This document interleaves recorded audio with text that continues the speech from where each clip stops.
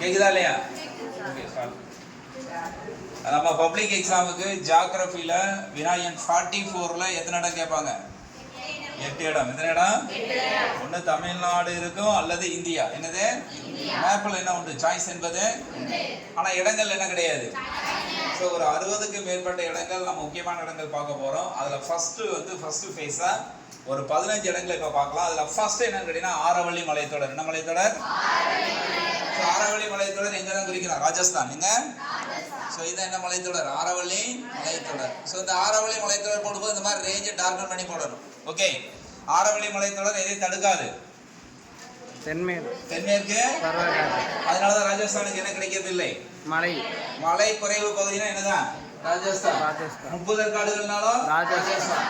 பாலைமண் என்றாலும் ராஜஸ்தான். 25 சென்டிமீட்டருக்கு குறைவான மழை பெறும் பகுதி ராஜஸ்தான். எண்ணெய் வித்துக்கள் அதிகமாக விளையக்கூடிய பகுதி ராஜஸ்தான். ஓகேவா? தார் பாலைவனம் ராஜஸ்தான். பாலைமண் ராஜஸ்தான். 30 காடுகள் ராஜஸ்தான். இது ஆரவள்ளி மலைத்தொடர். இந்தியாவிலேயே மிக பழமையான மலைத்தொடர் ஆரவள்ளி மலைத்தொடர். இந்தியாவிலேயே இளமையான மலைத்தொடர் இமயமலை. இளமையான மலைத்தொடர் இமயமலை. நம்மளால என்ன நினைச்சிட்டு இமயமலை ரொம்ப பெருசா இருக்கு சார், அங்கதான் உலகிலேயே உயரமான சிகரம் எவரெஸ்ட்லாம் இருக்கு சார். அப்ப அதுதான் பழமையான மலை நினைப்போம். ஆனா இந்தியாவிலேயே பழமையான மலை ஆரவள்ளி. ராஜஸ்தானை குறிக்கக்கூடிய ஆரவள்ளி மலைத்தொடர். இரண்டாவது நம்ம குறிக்கக்கூடியது என்னது? தென்மேற்கு பருவக்காற்று வீசும் திசை. இந்தியாவுக்கு அதிக மழையை பெறுவது என்னதான்? தென்மேற்கு பருவக்காற்று. தமிழகத்துக்கு அதிக மழையை பொழிவு தருவது வடகிழக்கு பருவக்காற்று. எக்ஸாம்பிள் சில நேரம் கேட்கிறாங்க. அதாவது தமிழகத்தினுடைய முக்கிய நீர் ஆதாரமாக இருப்பது காவேரி நதியா வடகிழக்கு பருவக்காற்றா அப்படின்னு கேட்டா இதுதான் விடை. வடகிழக்கு எது அல்ல, காவேரி நதி. ஏன்னா தென்னிந்தியாவில் கூடக்கூடிய நதிகள் எல்லாம் வற்று நதிகள். என்ன நதிகள்? மழை பெஞ்சா பெருக்கெடுத்து ஓடும், இல்லை என்றால் அப்ப வடகிழக்கு பருவமழை நம்பித்தான் அந்த ஆறுகள் இருக்கு. அப்ப நீர் ஆதாரம் எதை சொல்ல முடியாது. ஆறை சொல்ல, காவிரி ஆற்றை நாம் சொல்ல முடியாது. இதுதான் சரியான விடை. வடகிழக்கு பருவமழை. வடகிழக்கு. இந்தியாவுக்கு அதிக மழையை தருவது தென்மேற்கு பருவக்காற்று. தமிழகத்துக்கு அதிக மழையை தருவது தென்மேற்கு பருவக்காற்று. குறிச்சலாம எத்தனை கிளை இருக்கு? 2. இது நம்ம போடுறது என்ன கிளை? என்ன கிளை? இது என்ன கிளை? அரபிக்கடல். இது என்ன கிளை? வங்காள விரிகுடா கிளை. வங்காள விரிகுடா கிளை. இந்த பங்களாதேஷ் இருக்கு, மியான்மர் காட்வேஸ், பங்களாதேஷை தாண்டி இந்த வழியா தான் கொண்டு போகணும். கரெக்டா இங்க கொண்டு போய் இங்க ஜாயின் பண்ணா இது என்னது? தென்மேற்கு பருவக்காற்று வீசும் திசை. தென்மேற்கு பருவக்காற்று வீசும். இதை குறிக்காத மாதிரி முழிக்கிறீர்கள் எல்லாரும். தெரியுதா தெரியலையா? என்ன பருவக்காற்று? தென்மேற்கு பருவக்காற்று. இந்தியாவுக்கு அதிக மழையை குடிக்கா தமிழகத்துக்கு? இந்தியாவுக்கு எத்தனை கிளை? 2. என்னென்னது? அரபிக்கடல் கிளை, வங்காள விரிகுடா கிளை. அரபிக்கடல் கிளை, வங்காள விரிகுடா. அதே மாதிரி இங்க இருந்து ஒரு கிளை போட்டு கொண்டு வந்தா என்ன? வடகிழக்கு பருவக்காற்று. வடகிழக்கு பருவக்காற்று இங்க இருந்து ஈரப்பதத்தை எடுத்துக்கொள்ளும். வங்காள விரிகுடா. வங்காள விரிகுடா. வங்காள. இதுக்கு இன்னொரு பேர் வடகிழக்கு பருவக்காற்றுக்கு பின்னடையும் பருவக்காற்று. சரி, மூணாவது என்ன குறிச்சிருக்காங்க? தென்மேற்கு பருவக்காற்று வீசும் திசை. 4வது கோதுமை. என்னது? கோதுமை விளையும் பகுதி. வீட் க்ரோயிங் ரீஜன் தான் இங்க இருக்கு. பஞ்சாப். எங்க? பஞ்சாப். இதுதான் பஞ்சாப். இங்க குறிச்சானது வீட் க்ரோயிங் ரீஜன். வீட் க்ரோயிங் கோதுமை விளையும் பகுதி. கோதுமை விளையும். சோ ஹிஸ்டரியில இந்த இடத்துல ஒரு இடம் குறிப்பேன். இந்த இடத்துல டாட் வச்சு ஒரு இடம் குறிப்பேன். என்ன பிளேஸ் தெரியுதா? எஸ், அமிர்தசரஸ். இல்லைன்னா அதுக்கு இன்னொரு பேர் ஜாலியன் வாலாபாக். என்ன படுகொலை? ஜாலியன் வாலாபாக் படுகொலை. எந்த வருடம் ரவுலட் சட்டம் கொண்டு வரப்பட்டது? 19. என்ன படுகொலை? ஜாலியன் வாலாபாக். அங்கதான் குறிக்கிறேன். என்ன விளையும் பகுதி? கோதுமை விளையும் பஞ்சாப். பிராக்கெட்ல என்ன பண்ணணும் சார்? நீ என்ன சார் வட இந்தியாவில நிறைய மாநிலங்களில் கோதுமை விளையுது சார், பஞ்சாபை மட்டும் ஏன் சார் குறிக்கணும்னு கேட்டீங்கன்னா, எந்த மாநிலத்தில் அந்த பயிர் அதிகமாக விளைகிறதோ அந்த மாநிலத்தை தான் குறிக்க வேண்டும். எந்த மாநிலம் அதிக அளவில் உற்பத்தி பண்ணுதோ அந்த மாநிலத்தை நாம் குறிக்க. அந்த வகையில கோதுமை உற்பத்தி ரொம்ப அதிகமா எங்க இருக்கு? பஞ்சாப். எங்க? அடுத்து என்ன இடம் பாத்தீங்கன்னா முக்கியமான இடம் கொங்கண கடற்கரை. என்ன கடற்கரை? இது ஃபுல்லா என்ன கடற்கரை சமவெளி சொல்லி இருக்கிறேன்? மேற்கு கடற்கரை. இது ஃபுல்லா என்ன கடற்கரை? கிழக்கு கடற்கரை சமவெளி. சோ இங்க இருந்து பாதி கன்னியாகுமரியில இருந்து இந்த ஏரியாக்குள்ள என்னது? மலபாருக்கு மேல குறிச்சா கொங்கண கடற்கரை. கொங்கண கடற்கரை. கொங்கண கீழ குறிச்சா என்னது? மலபார். இங்க குறிச்சா வட சர்க்கார். டோட்டலா என்ன சமவெளி? கிழக்கு கடற்கரை சமவெளி. இது என்ன சமவெளி? மேற்கு கடற்கரை. சோ இப்ப நம்ம பாக்குறது என்னதான்? கொங்கண கடற்கரை. கோட்டு மேலே உள்புறத்திலேயே வெளிப்புறமா? உள்ளேயா வெளியேயா? வெளியே. இங்க அடுத்து கொங்கண கடற்கரைக்கு அப்புறம் நம்ம குறிக்கிறது பாக் நீச்சேந்தி. என்னது?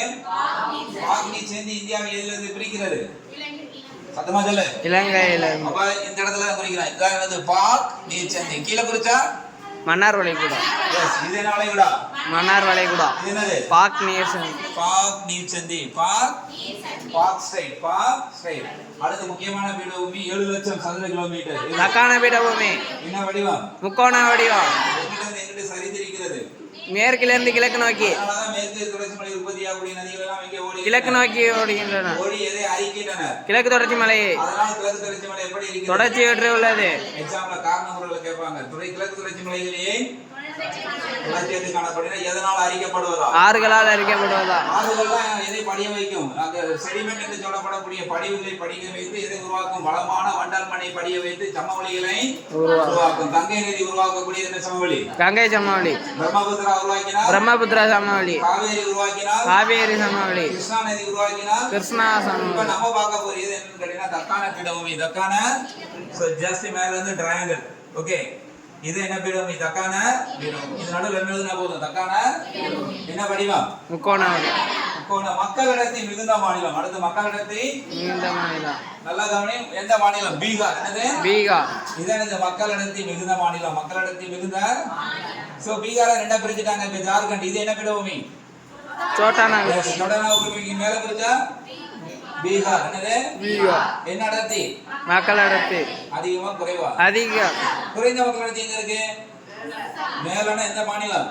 அஸ்ஸாம் கிடையாது. அதுக்கு அடுத்து அருணாச்சல் பிரதேஷ். இந்த என்ன குறைந்த மக்கள் அடர்த்தி? குறைந்த. அதிக மக்கள் தொகை எங்க? கங்கை ஜமுனா என்ன மாநிலம்? உத்தரப்பிரதேஷ். உத்தரப்பிரதேஷ். குறைந்த மக்கள் தொகை சிக்கிம். என்னது? சிக்கிம். திரும்ப சொல்றேன், இது என்ன மக்கள் தொகை? அதிக மக்கள். சிக்கிம் குறைந்த மக்கள் தொகை. இது அதிக மக்கள் அடர்த்தி. இது அருணாச்சல் பிரதேஷ். அருணாச்சல் பிரதேஷ். எப்ப இந்த மாதிரி கேள்வி இருக்கும்போது அதிக மக்கள் அடர்த்தி போட்டு பிராக்கெட்ல அந்த மாநிலத்தோட பேர் எழுதணும். பீகார். என்னது? அதிக மக்கள் அடர்த்தி. குறைந்த மக்கள் அடர்த்தியா? பீகார் எதுக்கு பேர் பெற்றது? அதிக மக்கள் அடர்த்தி இருக்கான எது குறைவு? எது குறைவு? கல்வி அறிவு. இங்க கேரளாவுல எது அதிகம்? கல்வி அறிவு. அதிக கல்வி அறிவு எது? குறைந்த கல்வி அறிவு பீகார். அதிக மக்கள் அடர்த்தி அதிக மக்கள் தொகை உத்தரப்பிரதேஷ். உத்தரப்பிரதேஷ். குறைந்த மக்கள் தொகை சிக்கிம்.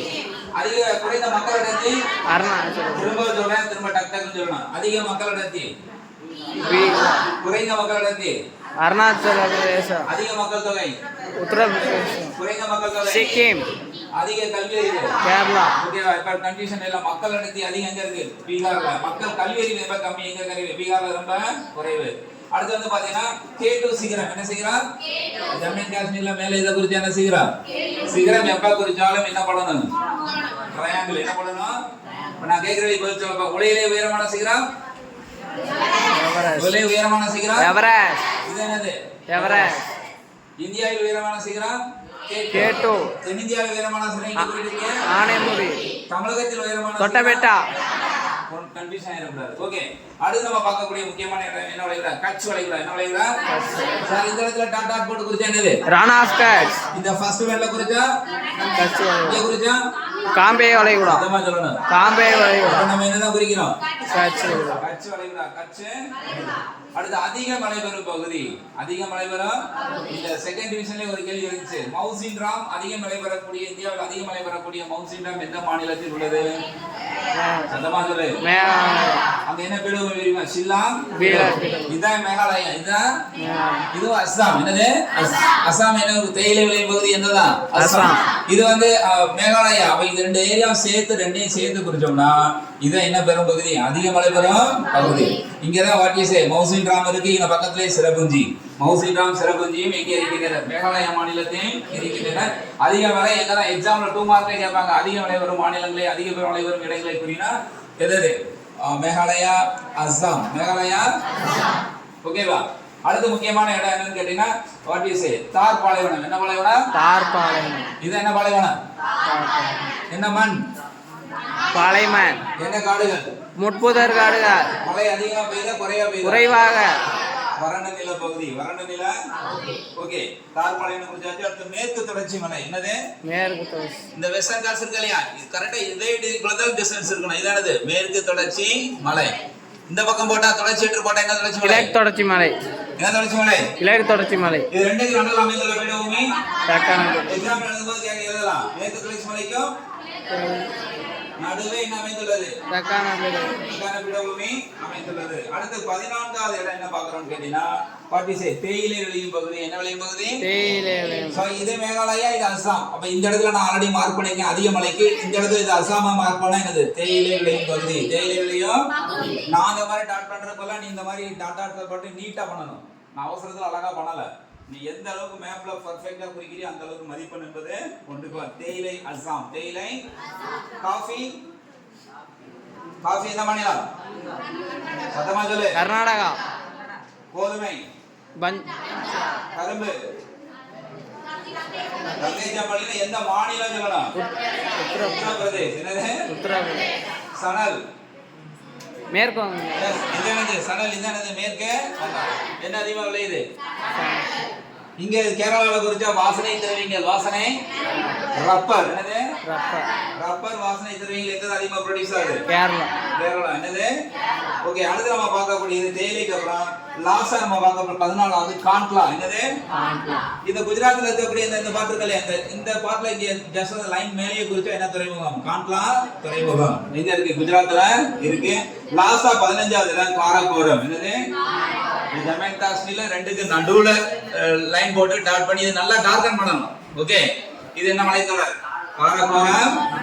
சோ மொத்தம் 15 இடம் பார்த்திருக்கோம். மித்த 15 இடம் நாளை பார்க்கலாம். மொத்தம் ஒரு 60 பிளேசஸ் பார்க்க போறோம். ரொம்ப ரொம்ப முக்கியமானவை.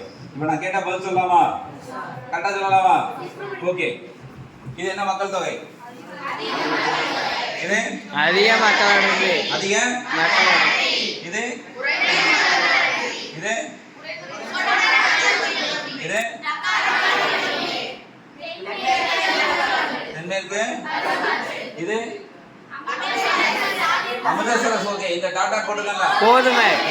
இது கேட்டோ. இது காரகோரம். என்னது? இது என்ன துறைமுகம்? காண்ட்லா. இது என்னது? வளைகுடா. இது காம்பே வளைகுடா. இது பாக். இது மன்னார் வளைகுடா. இது இது என்ன பகுதி?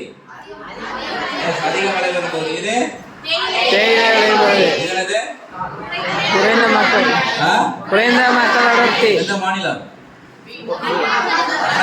அருணாச்சல பிரதேசம். அதிக மலை அசாம். அதிக மக்கள் அடர்த்தி அருணாச்சல். குறைந்த மக்கள் அடர்த்தி அருணாச்சல் பிரதேசம். இது எவரெஸ்ட். என்னது? உலகிலேயே உயரமான சிகரம். இது என்னது? ரான் ஆஃப் கட்ச். இது என்ன பாலைவனம்? தார் பாலைவனம். இது என்ன விளையும் பகுதி? இந்த ரெண்டு அம்புக்குறி போட்டுருக்கலாம். இது என்ன பருவ காற்று? தென்மேற்கு பருவ காற்று. இந்தியாவுக்கு அதிக மழை பிடிக்கா? தமிழகத்துக்கா? தமிழகத்துக்கு அதிக மழை பிடிக்கும். வடகிழக்கு பருவ காற்று. வடகிழக்கு. மிச்ச மீதி பார்க்கலாம். Okay, ready ஆகிட்டீங்களா?